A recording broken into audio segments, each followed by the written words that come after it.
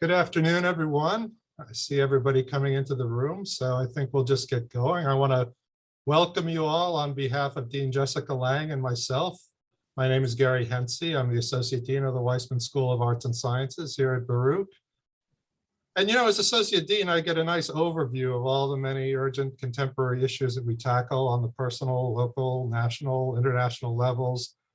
But there's one issue that demands to be seen in the widest scope of all. Of course, I'm talking about climate change, which is an issue that is as big as the earth itself and as small as the basement of my house in Queens. When my colleague Mindy Engle-Friedman suggested that I say a few words about the impact of climate change on the health and safety of New Yorkers, how we all need to be prepared for more frequent and more powerful storms, water intrusion from rising sea levels, heat island effects, and so forth, it immediately occurred to me that there was no need to remain on the level of the grand abstractions. I could talk about this one from experience, since it was just last month that I spent an evening down in my basement fighting back the after effects of Hurricane Ida with the help of a shop vac. Not an academic project, but on that particular evening, a very necessary one. Now, I was fortunate there was no damage to my property or its owner, unless you count a strain back from emptying buckets of water. But as I'm sure you know, many of my neighbors were not so lucky. 13 people died, property damage ran into the millions. This is all by way of saying we're here today to discuss an issue that is no longer just on our doorstep. It's actually in my basement, not to mention a multitude of more fragile places around the globe. Here at Baruch, nobody's worked harder to raise awareness of climate change than Professor Mindy Engle-Friedman, to whom I'm going to turn things over shortly. But first, I want to take a moment to welcome our guest speakers. We're thrilled to host Jainey Bavishi, the Director of the Mayor's Office of Resiliency, who's going to discuss the specifics of Mayor de Blasio's recent report on climate change, plans for our city. Her talk will be followed by discussion among our experts, including Alice Hill, author of Building a Resilient Tomorrow, and a fellow at the Council of Foreign Relations.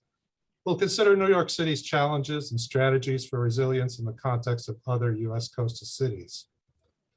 And Brett Branco, director of the Jamaica Bay Science and Resiliency Institute and professor at Brooklyn College, will discuss the report and the actions that are being taken right now to educate the public, to shore up our coasts, and to prepare local neighborhoods. Professor Bronco is going to moderate the session.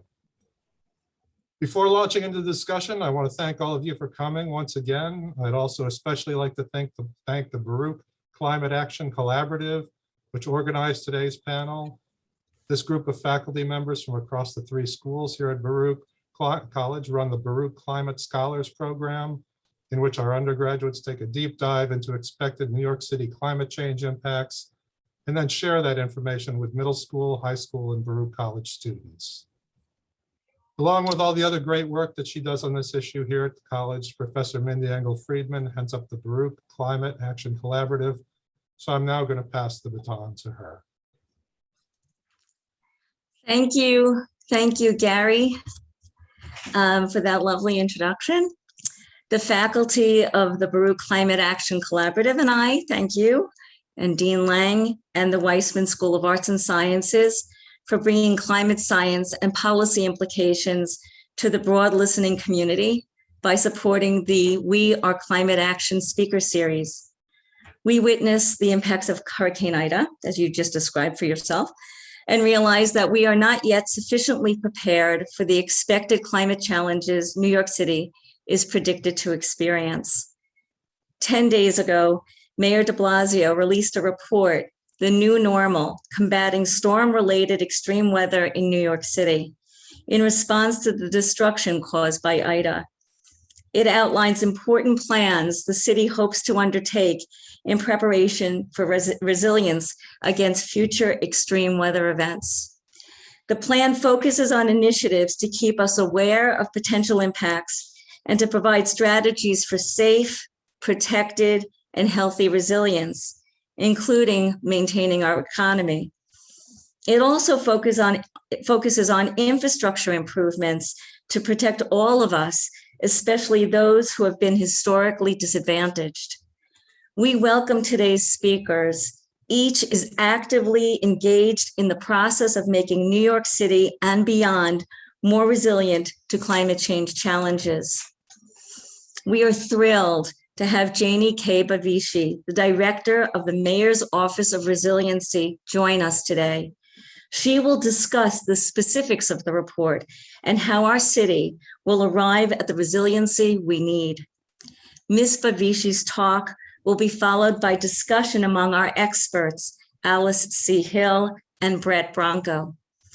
Alice C. Hill is author of the fabulous book called Building a Resilient Tomorrow, which I recommend to everyone, and is the David M. Rubenstein Senior Fellow for Energy and the Environment at the Council on Foreign Relations, where her work focuses on the risks, consequences, and responses associated with climate change. Brett Branco will serve as our moderator and a discussant. Brett Branco is the director of the Science and Resiliency Institute at Jamaica Bay, and he is a professor at Brooklyn College.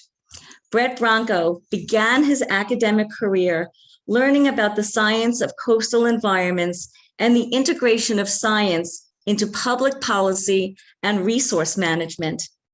During his PhD work, his interest expanded to include ecological resilience with an emphasis on the urban environment.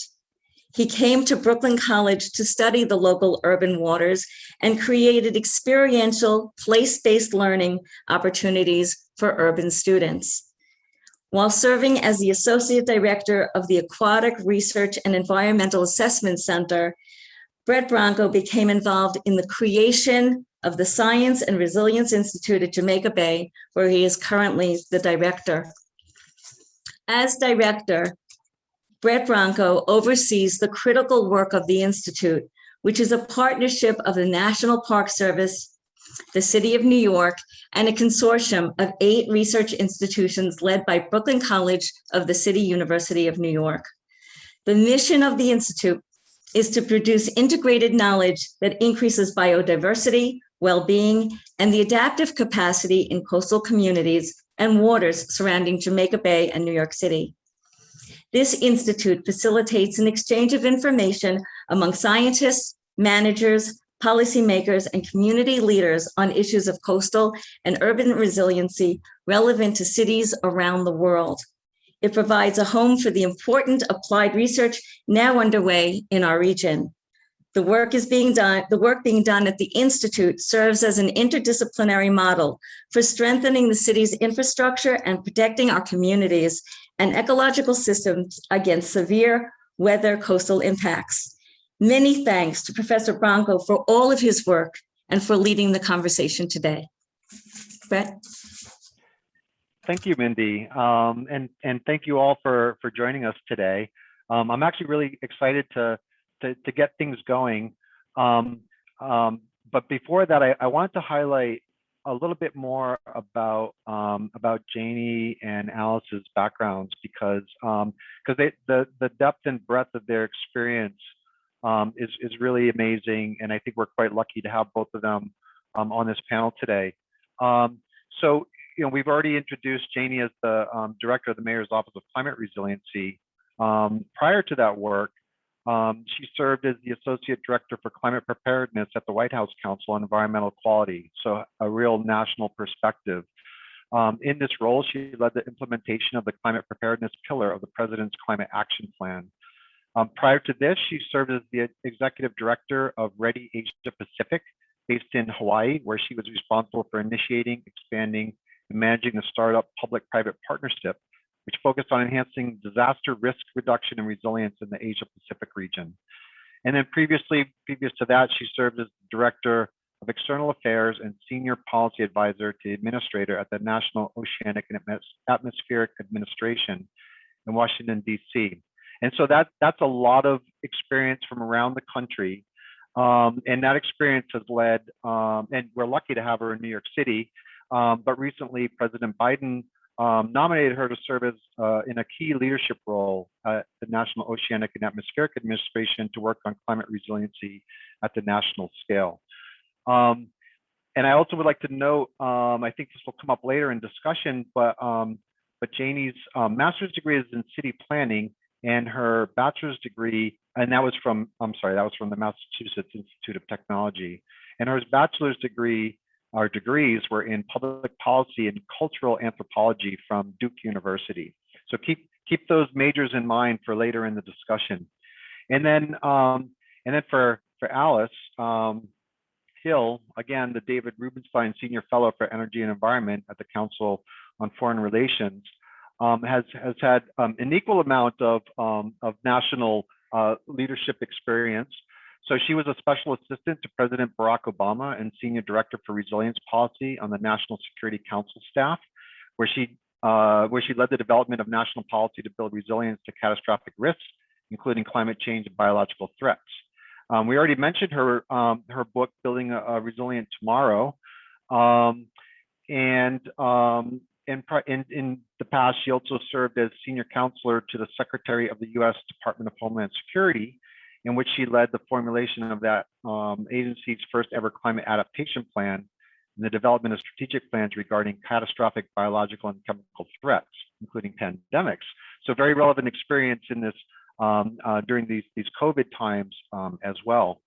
And her degrees were in history and economics with distinction from Stanford University, and she holds a law degree from the University of Virginia School of Law. So this is really an impressive amount of experience that we have to ask questions of today, and I hope you all take advantage of that. So I'm going to turn it over to Jainey. She has a presentation, about a 15 or 20-minute presentation about what's happening in New York City right now. And then we'll jump right into discussion and question and answers. And I encourage you all to leave your questions in the chat box. I'm going to keep an eye on that, and we'll try to make sure that we get to everyone's questions. And in between, I have plenty of my own. So I think we're ready to begin. And so, Jainey, can I turn it over to you for your presentation?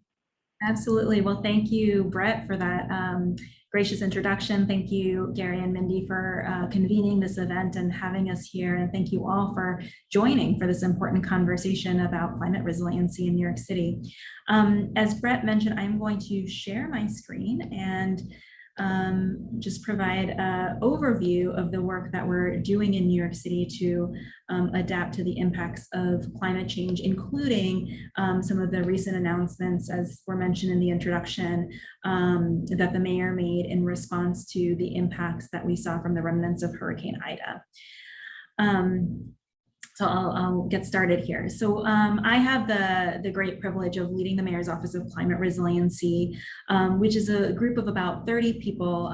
Our staff is quite interdisciplinary, and we work with every agency in the city government to prepare for the impacts of climate change, both in the short and long term. We do this through capacity building because incorporating future risks of climate change is actually quite a new muscle that we need to develop for city government.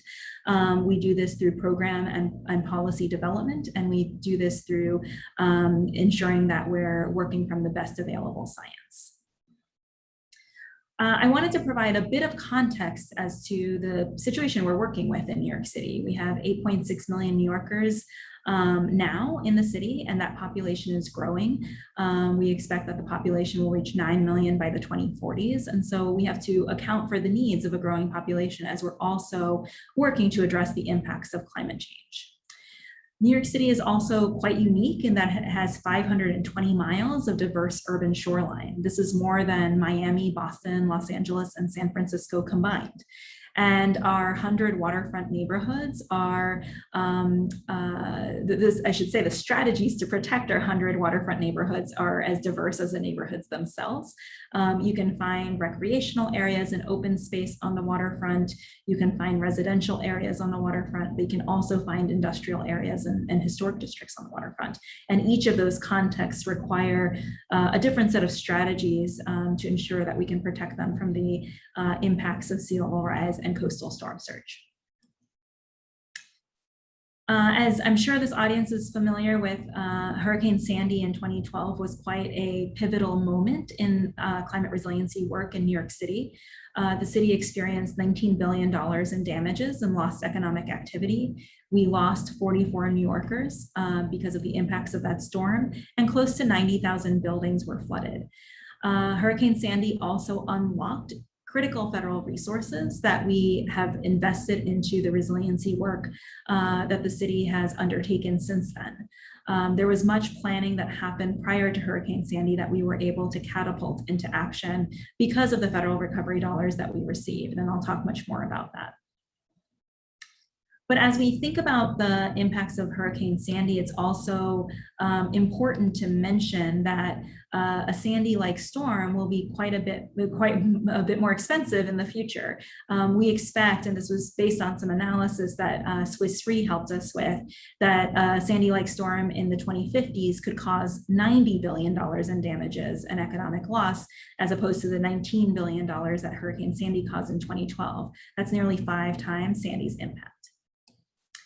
But as we think about our climate resiliency work in New York City, we know that we're not only preparing for future hurricanes or coastal storms like Sandy, we're also preparing for the chronic impacts of climate change. This includes chronic sunny day flooding. This is caused by high tides that can either overtop the coastline or come through the sewers because the tides are actually blocking the sewers, the outfalls, and pop up in inland neighborhoods. And there are quite a few low-lying neighborhoods, especially around Jamaica Bay, that are already experiencing this chronic sunny day flooding now. We're also preparing for the impacts of extreme heat. Extreme heat is actually the deadliest weather event that we face in New York City. We expect the days above 90 degrees Fahrenheit to triple by the 2050s. And we know that extreme heat has a disproportionate impact on the most vulnerable New Yorkers in our city.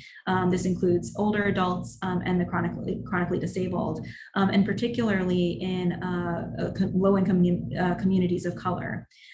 So we're working to address these impacts and ensure that we're rolling them out in an equitable way. And the recent storm that we experienced through the remnants of Hurricane Ida have really, I think, focused us on the impacts of extreme precipitation. Precipitation, of course, also leads to flooding like coastal storms and sea level rise, but precipitation, as we saw in September, can cause flooding in inland neighborhoods where there's often less awareness of flood risk than in coastal neighborhoods. Additionally, the impacts of precipitation require a different set of solutions than coastal storms often do. So as we think about this range of hazards and impacts that we face, we also see an opportunity. We believe that we have an unprecedented opportunity to reimagine the waterfront, invest in underserved communities to advance equity, and create safer and more vibrant neighborhoods as we are adapting to climate change. And we are doing this through a multi-layered approach.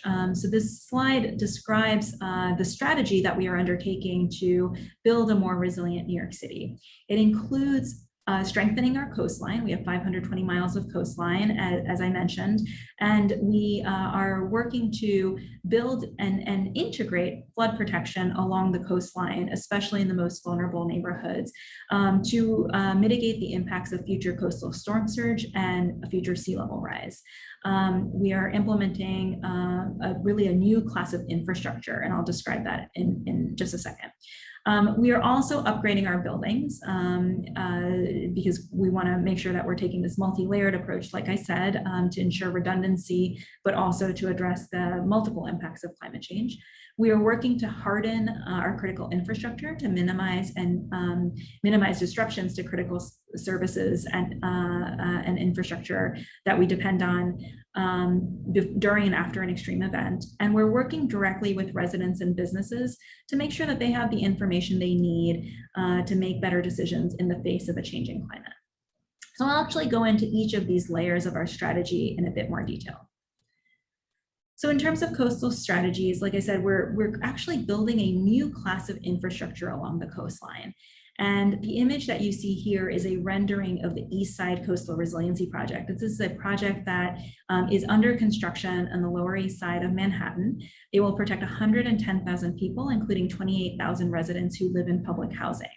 And the project is a 2.5-mile long project that will actually raise East River Park, that's the part of the project you see in this rendering, 8 to 10 feet, and build coastal protection at the water's edge. And then the protection will continue north of the project, north of the park, until it ties into Hospital Row, north of the park. This project and other projects like it in other boroughs are a new class of infrastructure for the city. We're working to integrate coastal protection into the waterfront so that we can also preserve all the other uses that we depend on for the waterfront, whether it's transportation, recreation, or simply waterfront views. Our philosophy here is that we do not want to block ourselves off or wall ourselves off from the water, but rather integrate flood protection and work to ensure that the investments that we're making in coastal protection also yield co-benefits like improved recreational spaces and improved waterfront access. In terms of what we're doing to upgrade buildings, we've created one of the most resilient building codes that we have in the entire country. The building code accounts for all the most updated information we have about our climate risks. But we're going further, and we are also working to retrofit our existing 1 million buildings in New York City, and that's quite a daunting task. What you see here is one of the strategies that we're using to retrofit existing buildings to the impacts of extreme heat. So on the left of the screen, you can see a before picture of public housing buildings in Brooklyn in one of our heat vulnerable neighborhoods. And then on the right, you see an image of what those buildings look like after we've applied cool roofs, installed cool roofs, I should say, and applied this special white reflective coating that actually helps to make these buildings cooler and reduce the need for air conditioning. And when clustered together in close geographic proximity, these cool roofs can actually have the effect of lowering ambient temperatures and making neighborhoods cooler. So we have been trying to cluster these cool roof coatings. We've actually coated over 11 million square feet of rooftops since 2009 with this program. And we've been trying to cluster these coatings in with the most heat vulnerable areas of the city, which we determine by accounting for the physical indicators of risk like density and lack of vegetation, but also the social indicators of risk like race and poverty. In our buildings portfolio, we're also working to ensure that we can offer low-cost financing to building owners and homeowners to retrofit their buildings, both simple solutions like this with like cool roofs, which are actually usually do not require financing, but also more expensive solutions like flood retrofits that can involve things like elevations or the installation of flood-proofing techniques that can often be more expensive. In our infrastructure portfolio, I wanted to mention two things. One is that we recently have passed a local mandate. So now we're required by local law to account for climate impacts across all of the infrastructure that the city is building into the future. This is really important because we often think about resiliency projects in a silo like a flood protection project or a cool roof coating, but we really need to be moving in a direction where we're mainstreaming resiliency considerations across all actions and investments that the city makes. So our climate resiliency design guidelines, which are pictured here, provide guidance to designers and engineers on how to take the science, how to take the projections for the range of hazards that New York City faces, and how to incorporate them into the design and construction of capital projects. Now, with the mandate in place, we will, this is not just guidance anymore, we will actually be required to do that across all city capital investments after a multi-year pilot program that we are kicking off now. I also wanted to mention that we work quite closely not only with city critical service providers like the Department of Environmental Protection, which manages our drinking water and wastewater and sewer services, but also with private and governmental entities outside of the city that are doing the same. So, for example, we've been working with Con Edison to invest $1 billion into storm hardening of all of our energy infrastructure since Hurricane Sandy. But we've gone further than that. We worked with them on this climate adaptation plan that is pictured here, which actually takes into account the future impacts of climate change and how Con Edison will be incorporating those the consideration of those impacts in all of their future activities going forward. And we're quite proud to be working with Con Edison on this. They're a leading utility in this area, and we hope that will provide a model for utilities across the country going forward. The last pillar of our strategy, of course, is focused on residents and businesses. This image that you see here is from a flood insurance event where we're providing information to residents about the complicated process that the National Flood Insurance Program can be, and making it simple, just like this worksheet says. We're also working with small businesses to provide technical assistance so that they can take the actions they need to be both operationally resilient and financially resilient in the face of future extreme events. The other thing that we're doing on this front is actually intentionally building social cohesion. And what I mean by that is making sure that we're making actionable the basic tenet of neighbors helping neighbors, working with community-based organizations and identifying vulnerable residents as well as volunteers to build relationships over the course of the year, and then activate those relationships in particular during extremely hot days, so that we can make sure that those vulnerable residents are staying safe, staying hydrated, and we're helping them access cool spaces if needed. All of this work that I described is really grounded in science and equity. So we're very privileged in New York City to work with an independent panel of climate scientists. And I should say it's actually an independent panel of scientists and researchers and their expertise goes far beyond climate science, because that's what this work requires now, called the New York City Panel on Climate Change. They're mandated by local law to provide us with the latest climate projections every few years, but they go beyond that and provide us with information on best practices and assessments that really provide the basis of our work across our entire portfolio. We are also, as an office, have a very robust commitment to equity, and where this work overlaps on science and equity is through tools like the one that's pictured here. This is an image of our heat vulnerability index, which, like I said, takes into account both the physical indicators of heat risk as well as the social indicators of heat risk to help us prioritize our investments. So we're not just asking which neighborhoods are the hottest, but we're asking which neighborhoods are the most vulnerable. And based on that, you can see that it's the South Bronx, Northern Manhattan, and Central Brooklyn that light up as the most vulnerable. And that's actually where we're making our investments, where we're focusing our investments in heat resiliency, so that it's not just the most vulnerable residents that are experiencing the disproportionate impacts of climate change, but they're also experiencing the disproportionate benefit of the environmental investments we're making to combat climate change. As was mentioned in the introduction, I also wanted to just highlight the extreme weather task force that was launched after the storms that we saw from the remnants of Hurricane Ida. The report from that task force was released just last week by the mayor, the New Normal report, which can be found on the Mayor's Office of Climate Resiliency website. This report actually outlines the most robust set of resiliency commitments and investments, the most comprehensive set, certainly, that we have seen since Hurricane Sandy. And it just touches on a number of sectors, from infrastructure to buildings. It advances our work in science and data, and also really, I think, makes some robust commitments to ensuring that we're using nature, one of the best tools that is available to us to combat the impacts of climate change, through wetlands restoration and other solutions. So I wanted to just take a moment to outline some of the things that are included in this report. One is developing a more aggressive early warning system for intense precipitation events. We are also going to be implementing 10 new cloudburst neighborhood projects.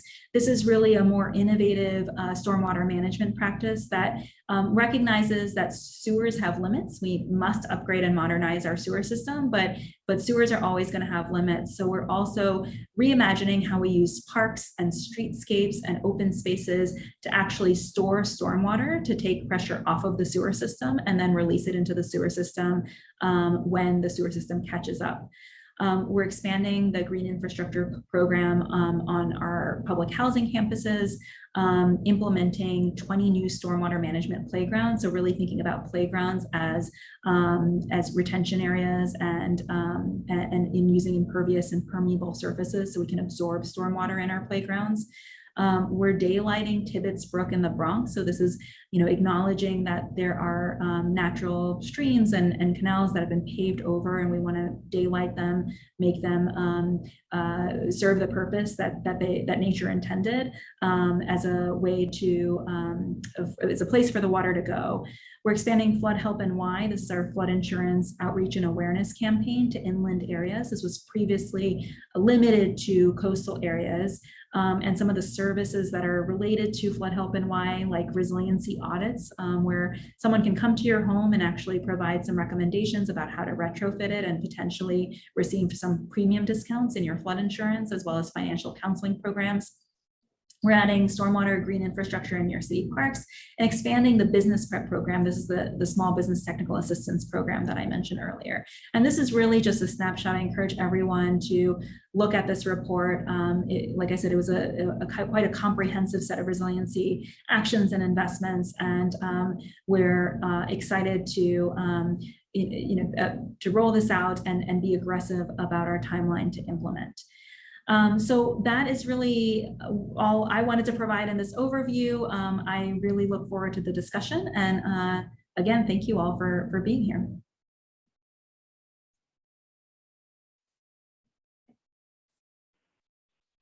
Thank you so much for that presentation, Jainey.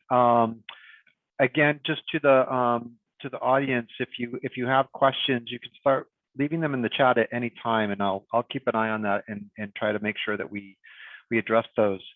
But in the meantime, I wanted to ask Alice to just speak to what we just heard a little bit. And earlier when we were preparing for this, Alice, you referred to New York City as being sort of a real leader in the nation in terms of the climate resiliency work that they do. And I'm wondering if you could speak to that and what Jainey just presented, and just give a little context on why you said that. Sure, I absolutely want to applaud New York's work, and particularly under the leadership of Jainey Bavishi. She has just given you the blueprint that we would desire for every community across the United States and really across the world. So much thought, care, and innovation that has been reflected in this plan.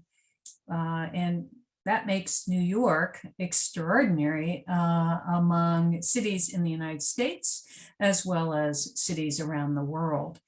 New York has done a lot of the deep thinking necessary to make the kinds of adjustments that Jainey has described.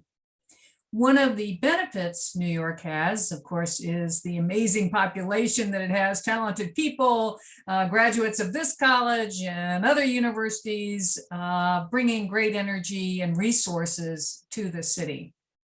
But it also, in terms of thinking about adaptation planning, that is preparing for the impacts of climate change, be they, as Jainey has said, extreme heat, drought, flood, extreme rain, what emergency managers call rain bombs that are causing really flash flooding across the United States and around the world. So in terms of resiliency or adaptation, one thing can help jumpstart efforts, and Jainey alluded to this.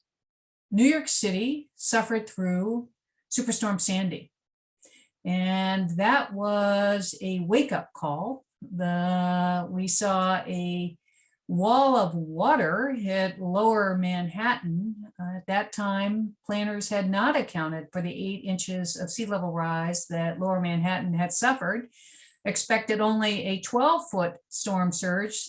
That wall of water came in at 13 feet and blew out an electric substation and plunged the city that never sleeps into darkness. And as a result of that, city leaders, federal leaders, and others gathered to form the Hurricane Rebuilding, Sandy Rebuilding Task Force, which really started tackling what are we going to do about these new worsening events that are primed and fueled by climate change. A lot of work came out of that, which is reflected in the report that Jainey has given you. And then New York had another no more moment, Ida, where you saw waterfalls form in the subway system. It turned out that some of the vents were too low, some of the openings were too low, didn't anticipate that much water at once.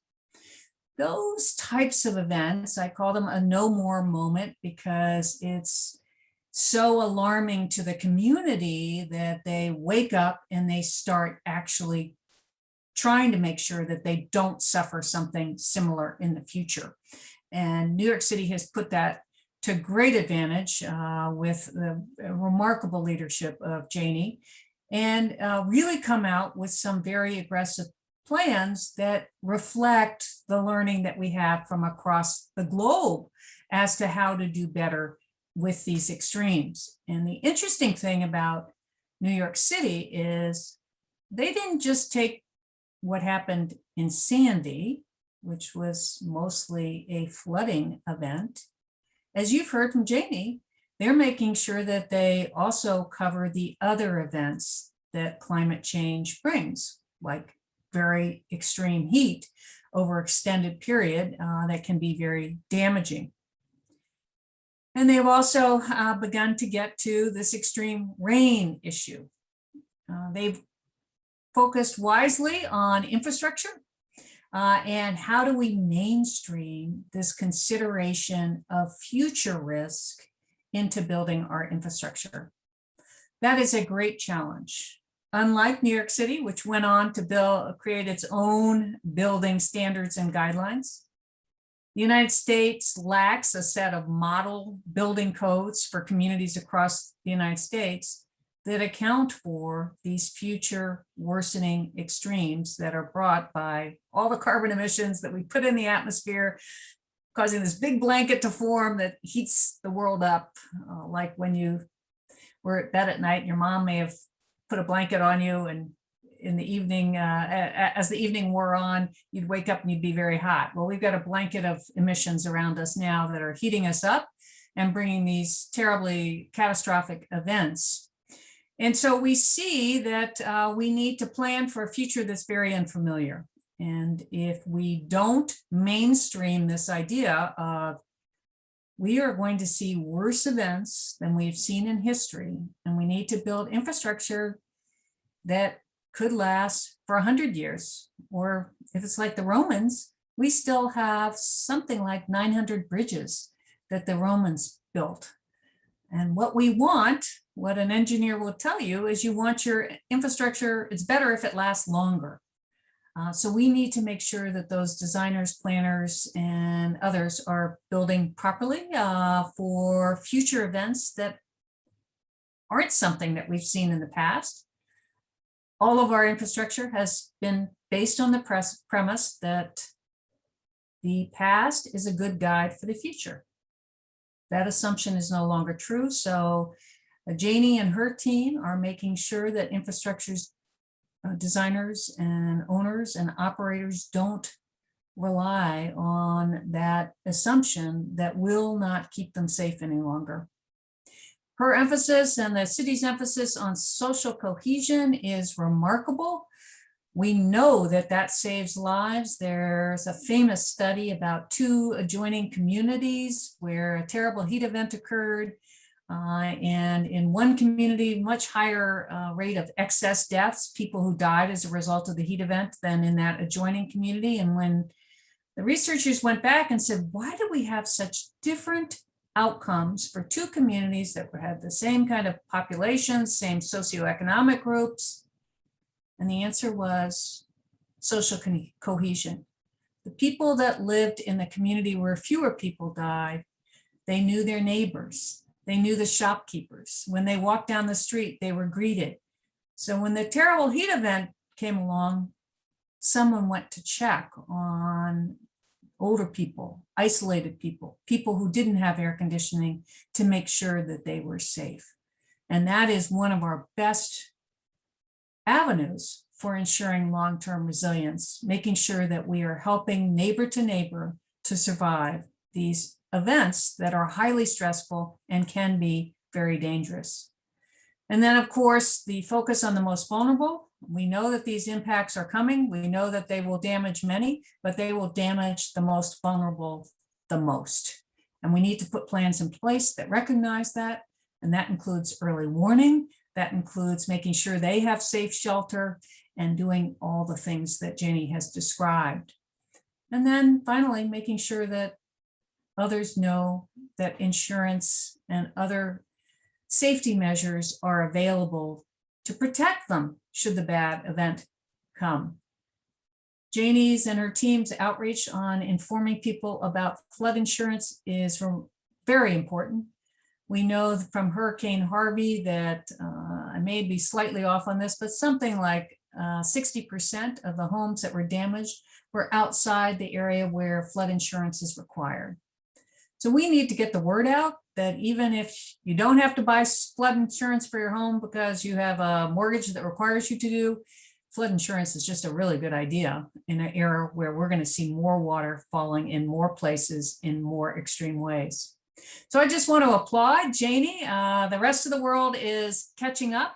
She's put all the elements with her team in this plan, but we're just not seeing this systematically across the globe yet. And one of my hopes is that we can share the lessons learned from New York City with another city, Mumbai or somewhere else around the world.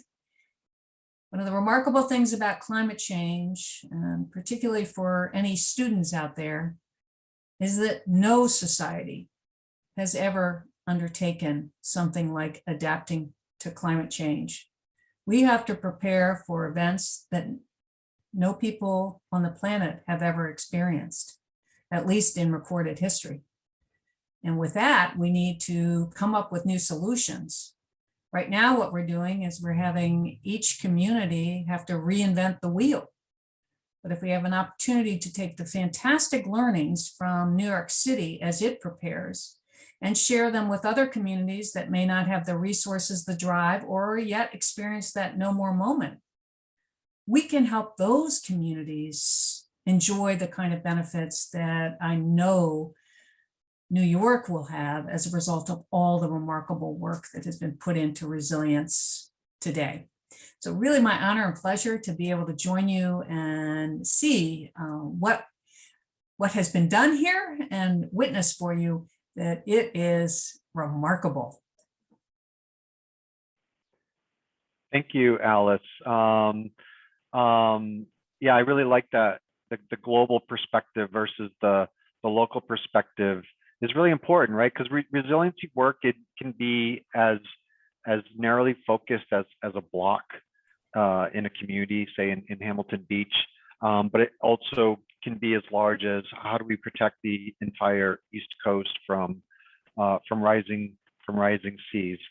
So it's really it's difficult to make that scale switch when you're thinking about solutions, right? But we have to keep that perspective. I'm starting to get some great questions in the chat already. So I'm gonna ask one of them right off the bat. Someone asked the question: does the resiliency plan, which is very comprehensive and ambitious as it is, but it didn't make any mention of renewable energy, offshore wind, solar, hydropower, right? So like that transition to alternative energies, clean energies.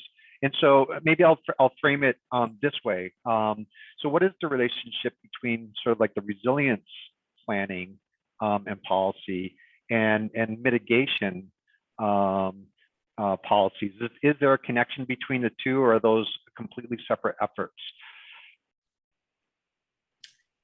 Sure, happy to answer that question. But first, I just wanted to thank Alice for providing that perspective and for her very kind words. I want to take Alice to every panel I speak at now, but really appreciate that, Alice.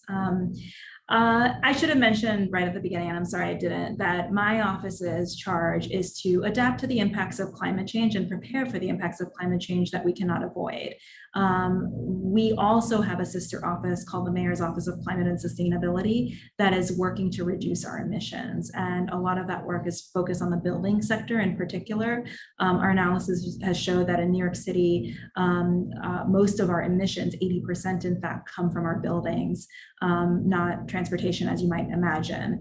And so we have passed one of the most ambitious mandates to transform our buildings to clean energy in the next decade. And I'm not the expert on that, it's not my portfolio, but there's certainly very ambitious work happening on that front as well. Brett, if I could just jump in on a macro scale. We have two sides to the climate challenge. Some say there are more, but two basic sides. One is we need to cut the harmful pollution that's forming this blanket around the globe. And then the other is what Jainey has been describing. We need to build resilience, adapt to the harmful impacts. And when we first started understanding climate change back in the 1990s, the emphasis was primarily on cutting emissions. And a whole cadre of folks developed expertise, and that grew up. As it became clear that some of these events would occur, it became clear that we also needed to simultaneously do adaptation planning. But these two communities, as Jainey's described, sometimes get treated separately. And there are a whole host of reasons for that, but they do get treated separately. As we see these impacts come in and we see the need to, and so there we have the effort to build resilience, to manage unavoidable impacts, because we've already heated up 1.1 degrees Celsius. From pre-industrial times, but we also need to focus on continuing to cut the harmful carbon pollution so that we can avoid the unmanageable impacts. And as these two efforts have matured, there's a greater understanding that they really intersect in some very fundamental ways.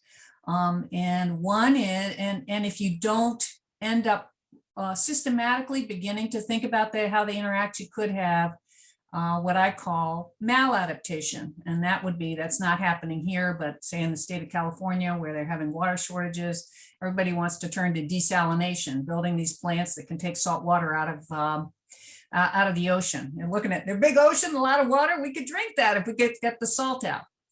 But desalination plants use an enormous amount of energy. So as in Saudi Arabia, that has heavily invested in desalination, if you're using fossil fuels, they use 25% of their fossil fuels on desalination, you're going to be contributing to the problem. As you're trying to adapt, you're contributing to greater heating. And then on the flip side, let's say you fall in love with solar panels and you really want to turn that green energy. What we see in California again is when we have big fires, the same thing happened in Australia. You have a big fire, the soot from those fires falls on the panels. That immediately decreases the generation of solar energy, which can cause people to power up their fossil fuel generators or can cause the state to turn to fossil fuel generation. So we need to think through how are we going to make our green energy robust to these new types of events so that we have sufficient power and we're not falling back on systems that add to the heating. As we go along here, I think you'll see more efforts to try to marry these, but right now it still reflects the division. And I think just as a forewarning of Glasgow and in next month, you'll see a lot more talk about how we need to get adaptation and mitigation aligned and that there needs to be much more focus on adaptation going forward. Yeah, thank you, Alice. Thank you for that. By the way, the questions are starting to roll in now in the chat, and they're wonderful. I'm not going to have to think of any myself because people are asking the same questions that I might have asked. So here's a great one from Beth. And again, kind of the observation that Beth makes is that there's a lot of new buildings along the waterfront throughout the city, and she provides examples, for example, in the Gowanus and Coney Island. Of course, you can throw the Rockaways in there as well. And she was asking specifically, were these projects kind of green lighted before Sandy and therefore had to proceed, or or why were they, why is there construction on the shoreline? I think this brings up the larger issue, right, of we're having difficult conversations about managed retreat versus sort of like build it stronger. These might seem like two dichotomies, and so I'm just wondering if you want to respond to that. Why are we building on the shoreline? Is it a good idea? Can we do it? And does managed retreat kind of factor into the city's planning? Yeah, thanks, Beth, for the question. So, as I mentioned in my presentation, we're a city with a growing population, and we're also a city in an affordable housing crisis. And so we are going to have to continue to build housing. And, if you look around New York City, there are not that many places and spaces to do that. So, it is not just about where we build, but it is about how we build. And resilient design is going to be really a critical element to ensuring that any new buildings that are built in risky areas are built safely. The good news is that we have one of the most resilient building codes in the world, or in the country, I should say, as I mentioned, maybe the world, and we're continuing to push to raise the bar on that, to make sure that we're incorporating the best information and science we have, often at a property specific level, into the building code. We also, I mentioned, passed this mandate for all city constructed buildings and infrastructure projects to ensure they're taking a range of scientific projections for all the hazards that we face into account into their design and construction. Our goal is eventually to incorporate those kinds of mandates into building and zoning code. So, there's still more to learn on that front, and we want to make sure that we're proceeding in an informed way, and then we'll certainly push for that as well. But where we build is also important. And, on that front, we have created a new zoning designation called Special Coastal Risk Districts, which we arrived at with, great engagement with the community to make sure that everyone was aware and had a chance to provide input. And there are a handful of communities in the most low-lying areas of our city, some mostly around Jamaica Bay, also in Staten Island, where this designation has been applied. And essentially in those areas that have been designated special coastal risk districts, we are limiting density, meaning we're not going to make those neighborhoods any denser than they are now. And that's out of a recognition that many of these communities are also already, I should say, facing the impacts of sea level rise and tidal flooding. We have also recently started a conversation with New Yorkers about the concept of housing mobility. So Brett, mentioned this term managed retreat, which in my mind, it's a term that we often use in the adaptation and resilience fields to talk about relocating people from where they are now, if they're in risky areas, to safer areas. But it sounds so top down. And so we have introduced the concept of housing mobility. Housing stability is something that we recognize as a basic right of all New Yorkers, the right to safe and stable housing. But in the face of climate change, we have to recognize that the right to safe and stable housing may also involve relocating or moving. And that's what the term housing mobility is meant to imply. We know that any housing mobility programs must be voluntary. We do not want them to be top down or forced in any way.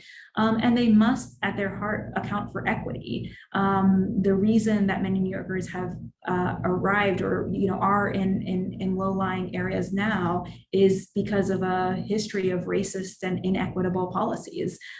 So we want to acknowledge the harm from those policies and ensure that we're reversing those impacts going forward. That's a tall order. I totally recognize that. And we are still, like I said, we just started this conversation with New Yorkers. We've introduced this concept in the draft comprehensive waterfront plan, which is a 10-year vision for New York City's waterfront. The final plan should be coming out before the end of the year. And there will be more work to do to really figure out and understand how housing mobility will work in the city.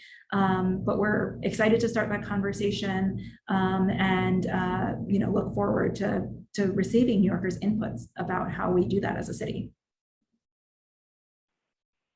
Thank you, Jainey. And I don't know if Alice, if you want to respond to this, I have a kind of like a follow-up, and that's thinking about managed retreat or house. I love the idea of housing mobility sort of as a national strategy. Is that where are we at on with managed retreat as sort of like a serious policy, one of the tools, right? One of the many tools that we're going to need in the toolkit.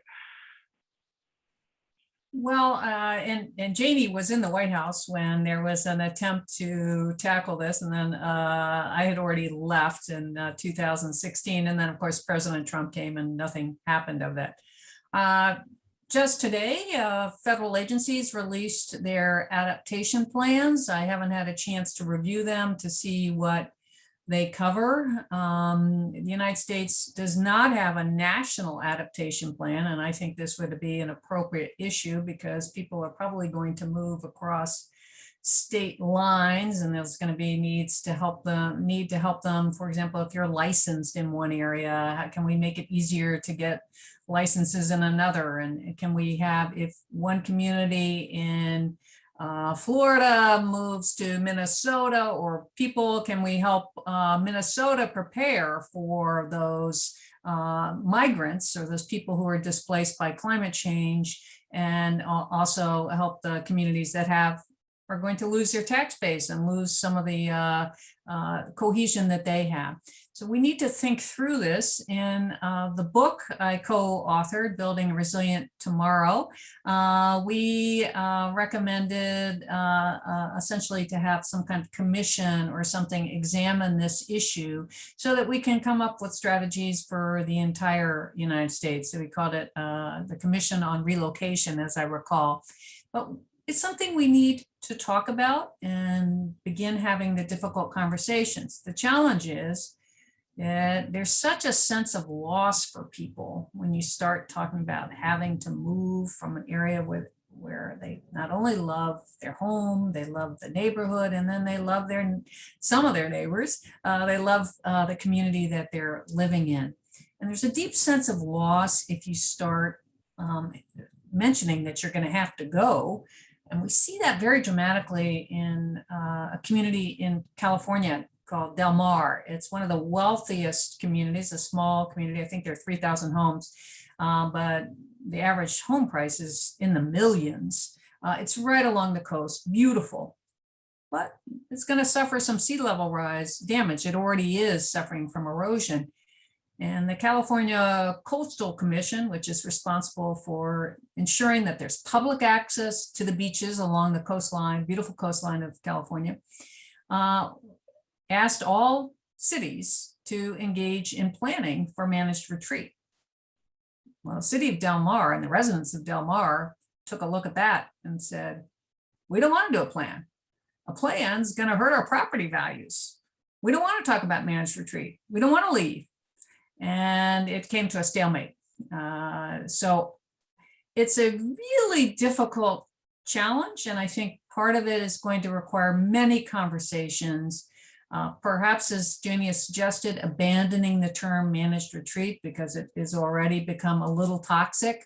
And then helping people, all of us, come to some understanding and acceptance of the loss that accompanies climate change. And if you look at the stages of death, we're still, many of us are in the state of denial. We just can't believe this is going to happen. So it'll be an iterative process. It'll take many conversations, but the events are going to keep happening. So people will be moving. I hope that we can get those conversations to a constructive point so we can help ease the disruption that comes from either a sudden displacement. And I'll just add this, we saw this very dramatically in California when we had the terrible fires. We had about 20,000 people overnight move to the town of Chico, which only had 100,000 people. And so all of a sudden the streets are crowded, the kindergarten's crowded, the affordable housing is unaffordable, and it's very stressful for everyone involved. So if we put some thinking into this and bolster the communities that will be receiving more migrants, and then help those who are forced into moving, I think it could be easier for everyone, but we're not quite there yet. That's still a ways to go. Yeah, thank you. Thank you for that. You know, just last week, you talked about, how people have a sense of place, right? And it's a really important part of who they are. And, just last week, one of the projects we have at the Science and Resiliency Institute is to work with communities around Jamaica Bay to better capture data, and by whether it be physical data or qualitative data about the flooding in their communities and the impacts that it has on their daily lives. And we were sitting with one of the community leaders in Hamilton Beach, who's a lifelong resident of that community, born and raised. I remember sitting down, we had a map in front of us, and he was showing, this was my mother's house, this was my grandmother's house, this is where my sister lived. This is, it was a part of him. And, he is very well aware. In fact, I would call him an expert on flooding in Hamilton Beach. He's an expert on tides. He's an expert on flood insurance. He's an expert on all these things. But we talked about, our people in the community at some point going to want to just move away. And he said people aren't ready for that yet. They're like him. They grew up there. They know everybody. It's that social fabric. And Alice, I really appreciate that you mentioned that sense of loss, right? When people have to leave, it's important. And it's a great segue to a great question that Jillian asked. Sort of a different type of question, actually. So she asked, in the aftermath of Hurricane Sandy and now Ida, panic, right? There's panic and a lot of anxiety amongst residents of New York City. And are there resources available to deal with that part of the climate crisis, just the emotional impact that it's having on people? So she's asking specifically if there's resources and outreach available for those suffering from anxiety and worry due to these events. Sort of a different take on this. New York City has pretty robust programs around mental health. The Thrive NYC program is something that folks who are concerned about this or interested in learning more should look into. It provides all kinds of resources to connect New Yorkers to mental health providers. But I think you raise a good point, Jillian, about the connection, the nexus between the climate crisis and mental health and support needs. And this is an area that we have been actively working with researchers on. But I would say there isn't anything specific that the city offers in terms of sort of post-disaster anxiety or mental health concerns. But I think you raise a good point, and like I said, it's something that we've been looking into. And part of it, I talked a bit about in my presentation about the need to mainstream climate resilience considerations across the entire city government. All of our operations, our programs, our investments, the way we make decisions, we need to bring a resilience lens to this. So this is not about starting new mental health programs for the needs that we might experience post extreme event. It's really about training the providers that are already part of the Thrive program, for example, to be attuned to those specific needs that New Yorkers may have. So, this is just another example of it, and it really underscores that no city agency, no part of the government is exempt from needing to bring that resiliency lens into their work. I would just add that I think the question, there are two major areas I fear for mental health. It's just the general anxiety, and some people feel despair about climate change. And absolutely, the studies show that people, does contribute to a lack of mental health, or people suffering just this fear from climate change. And then there is the trauma from the events themselves, which New York has just recently suffered. And there is an innovation in emergency management to try to think about getting help earlier, right when people are, sitting outside their homes with their heads in their hand, their house is flooded, they don't know what to do. In addition to getting the economic help and other support, get mental health support. Because as I've learned, that early intervention can really help people cope in a way that keeps them healthier in the long term. So if we invested in helping them immediately, so they're not to dampen the trauma, it can redound to everyone's benefit. So that's an idea that I've heard a number of emergency managers talk about. I'm not sure, I'm not aware of where it's been implemented, but I wouldn't be surprised if we see more attention to that. And it could be happening already, but I would not be surprised if we saw more attention, because certainly there's a recognition that people are going to need more help, mental health help, as a result of what climate change brings.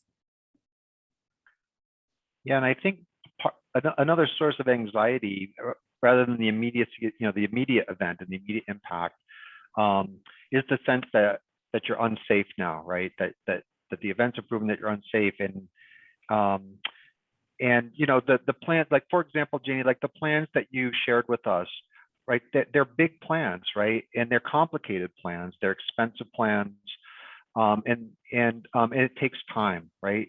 So what do we say to people? How do we communicate to people?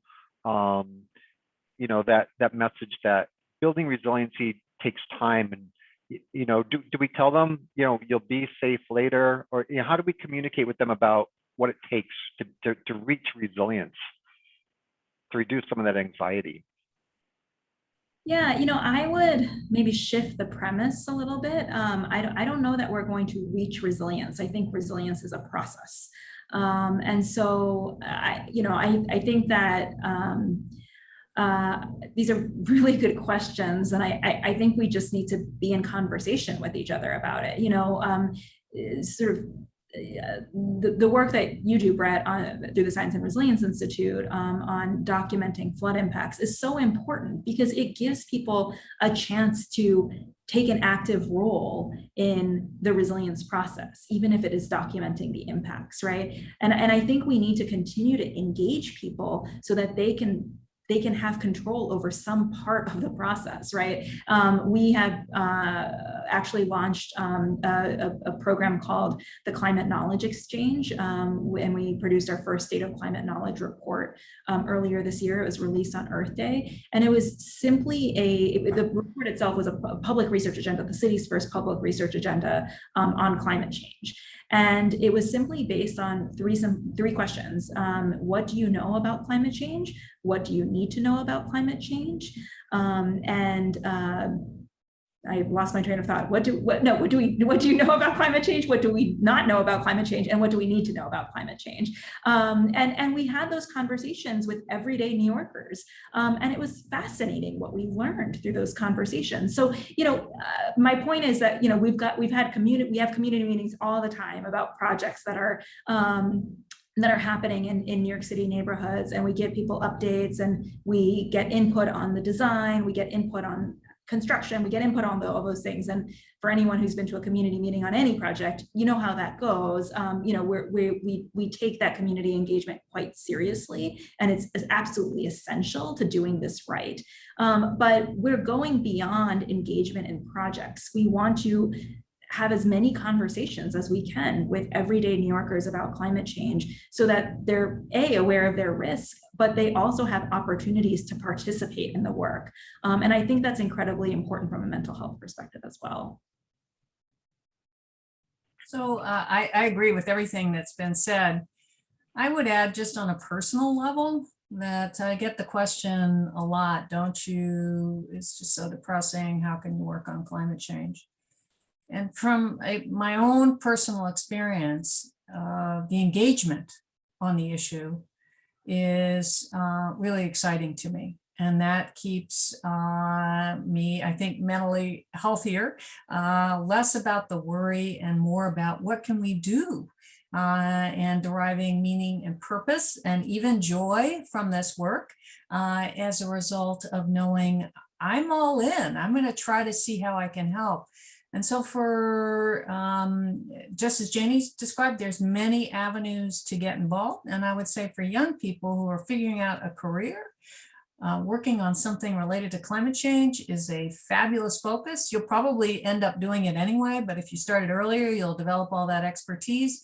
And I think it helps come to grips with what this catastrophic threat looks like, but what one's own role is in trying to make the outcomes better. And that can give a sense of peace that it's harder to get when you're not in the room trying to talk it through. That's a great segue to my next question, or one of the questions in the chat. But while I'm asking you, if you're a participant, if you're watching this, could you please type your major if you're a student, or your degree if you are a faculty member, or your occupation if you're not a student or a faculty member, in the chat, just so we can see the diversity of interests that are on this call. But so I think the question is, what are the key skills, knowledge needed for the future workforce to make a contribution towards this massive effort, and maybe give some examples. And some of the things I'm seeing already in the chat are, someone's working on an MBA with a focus on sustainability.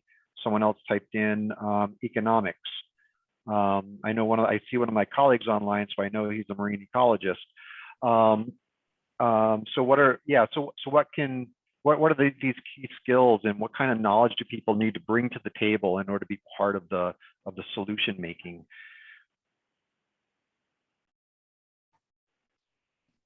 Alice, do you want to go first this time? Oh, sure. I'll go first. Well, I think from the breadth of what you've described, it's really anyone.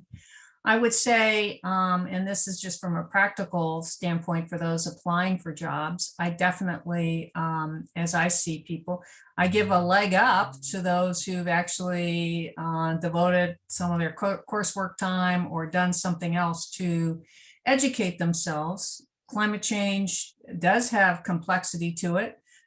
There is nuance to it. And so really trying to educate oneself, I think, can help jumpstart the ability to bring value in your chosen discipline, rather than, for me, I just got an assignment one day and I have learned it along the job. But I think those were different times. Now there's much more interest in climate change. So if you can have some formal education, I greatly encourage that.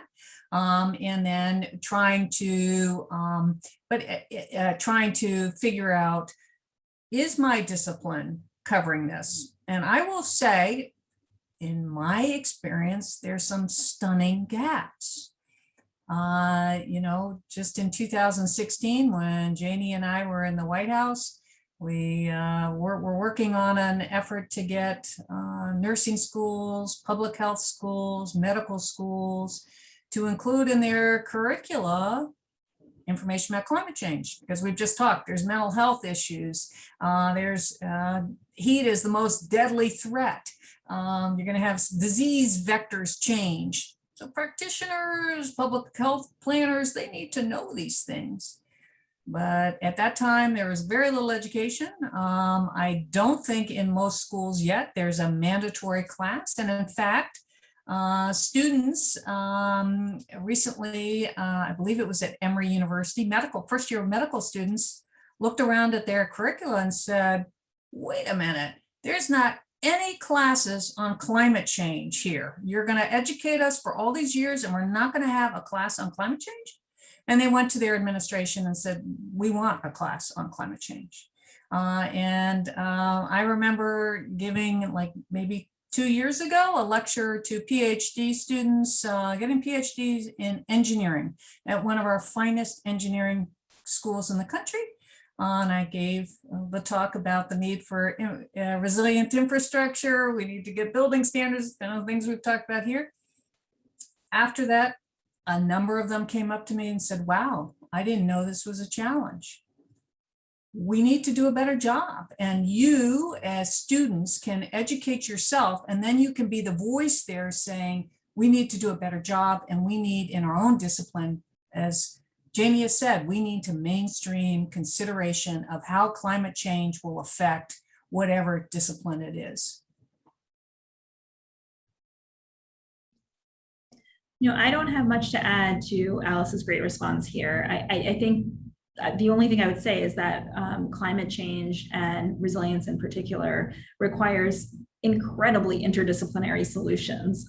Every time, this is just apparent in city government, every time we initiate a project, we bring a handful of agencies together that may or may not usually work together.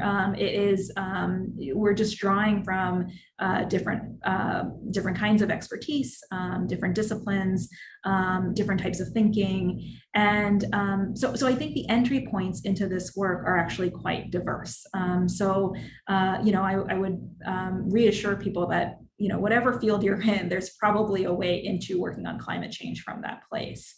But I agree with Alice that it's important to sort of actively seek out that education, that experience, that awareness raising on climate issues.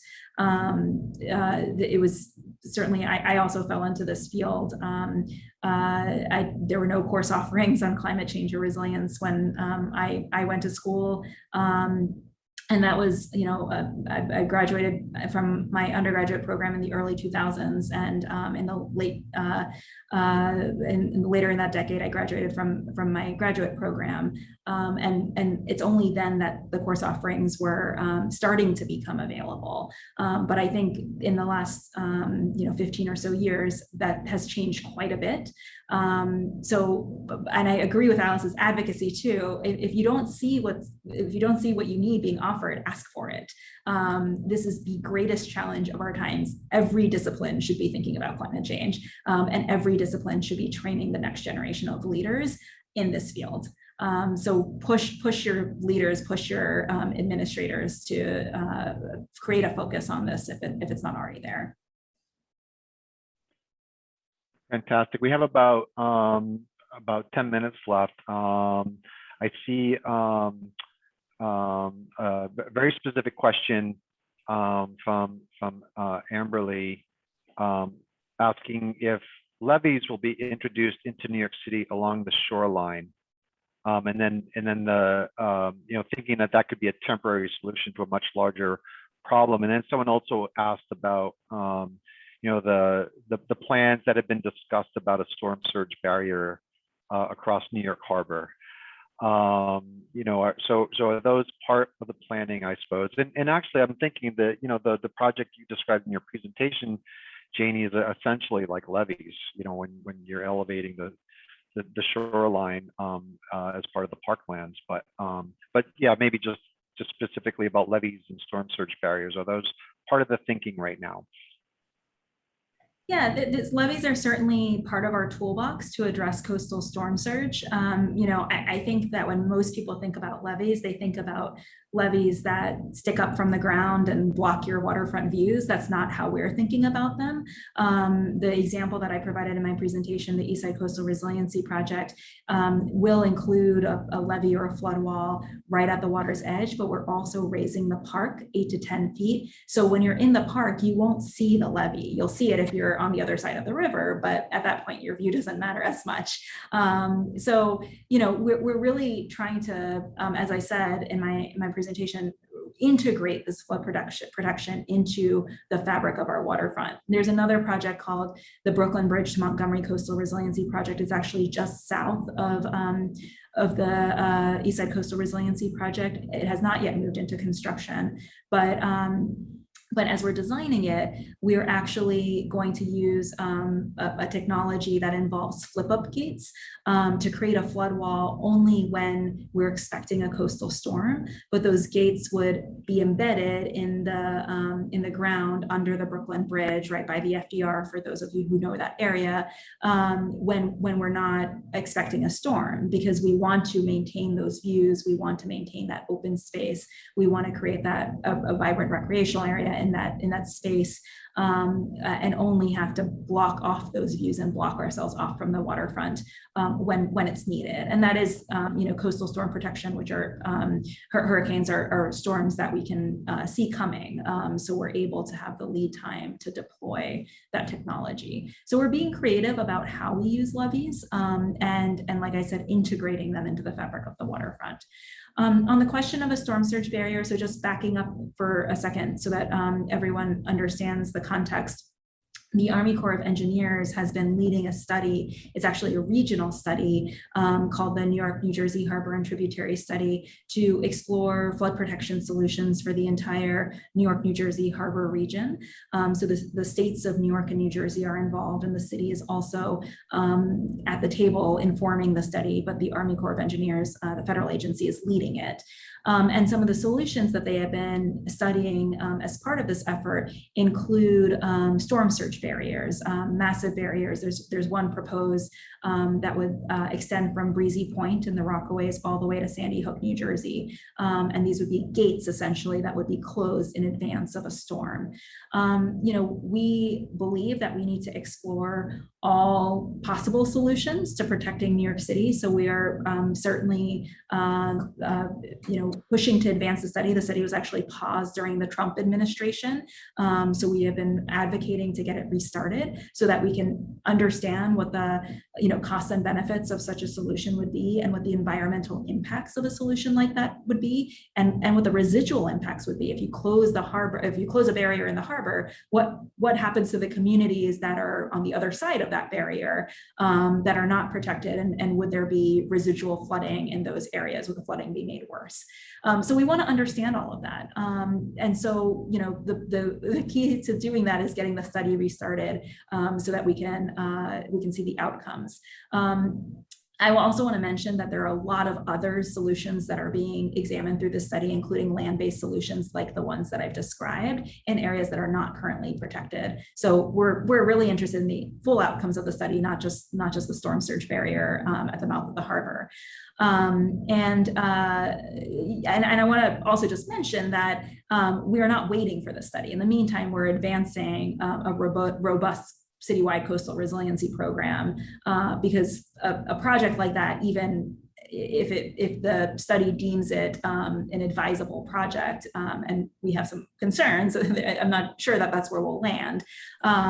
It would take years for Congress to appropriate the funding for a project like that to be built, and then for it to actually be constructed. We're talking decades, and so we know that this is, even if it is an advisable solution and a feasible one, it is it's very far off, and we want to make sure that we're taking urgent action in the meantime. Thank you for that response. And as the moderator, I don't want to.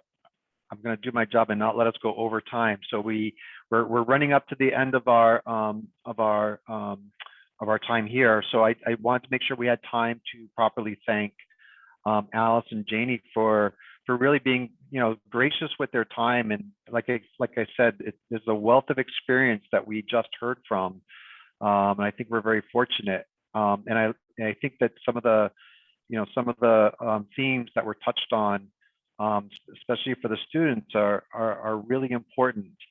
And one of them being, one way to deal with anxiety about climate change is to be part of the solution. Take some action, whether it be large or small. There's no one can solve the climate crisis by themselves. Everyone has some role to play, and so and whatever your discipline is, you need to find that and then do that as well as you can, and then you're helping, right? You're helping us solve this problem. And I think the other one, another big theme is that we should all feel very lucky that we're part of New York City, because of people like Jainey, in these leadership positions. We're really kind of, setting the example for the country and the world about how coastal cities like New York need to deal with the problems that we have, which are very, very complex. And it's the public institutions like CUNY play a very important role in that too. Where our students and their families, you are New York, right? You come from the communities that are experiencing this. And so not only can you bring your smarts to the table, but you can also bring your experiences and your deep understanding of your communities. And those are really important inputs to the planning process. So thank you once again, Alice and Jainey, for this time. I see Mindy is getting my attention. So I will turn it back over to her. But yeah, just thank you so much for your time today. Yes, Mindy, thank you, everyone. Alice, Jainey, Brett. This has been such an important conversation about the future of our city and how we can be part of the solutions.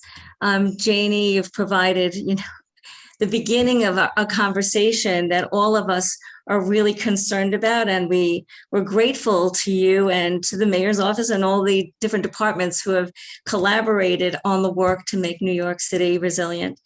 I'm grateful to all of our speakers today to come and share their thoughts, their insights, and of course to our audience.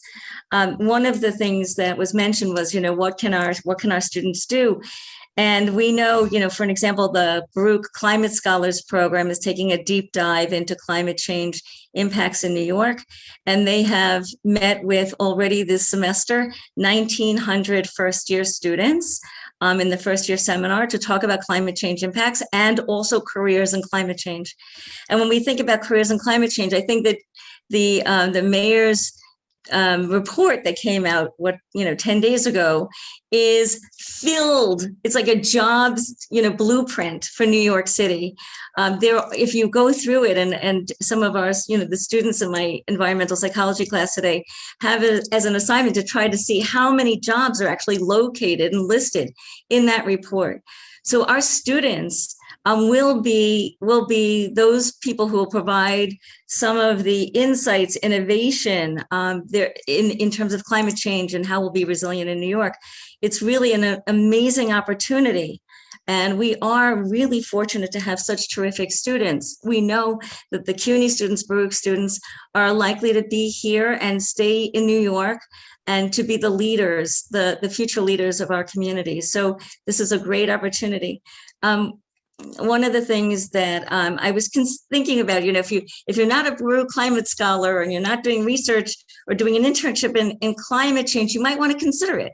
The other thing too, and it reminded me of something that Alice said, I'm not exactly sure how she said it, but in your courses, you have opportunities to write papers. Some of those opportunities are broad. I would recommend that you take climate change in economics, climate change in literature, climate change in physics, and use that as an opportunity to get a deeper understanding of climate change within that discipline. you can use that paper as a launching pad for other opportunities like research and internships. So you be creative in finding your way into this field. We need you. And again, many thanks to everyone who joined us in the audience, and many thanks, of course, to our wonderful experts. It's been really a gift to all of us that you've shared this conversation with us today. I want to say that one more thing in terms of communication. We know, Jainey was talking a lot about communication, social infrastructure, how important it is. And of course, Alice was talking about the study that was done as well about the importance of how we communicate with each other. In November, on November 18th, we will have another panel discussion, and it's going to be about climate change. And it's going to be how the public can view art, public art, as a method of communicating issues about climate change, not only the reality of it, but strategies for resilience, which is a way of bringing climate change information to the community in a way that feels accessible. And so I recommend to everyone that they hop on November 18th. And of course, we'll send everybody who's in the audience today a reminder that we're hoping that you'll sign up for that. Again, many thanks to everyone, and we wish you good health and safety, security, and all good things.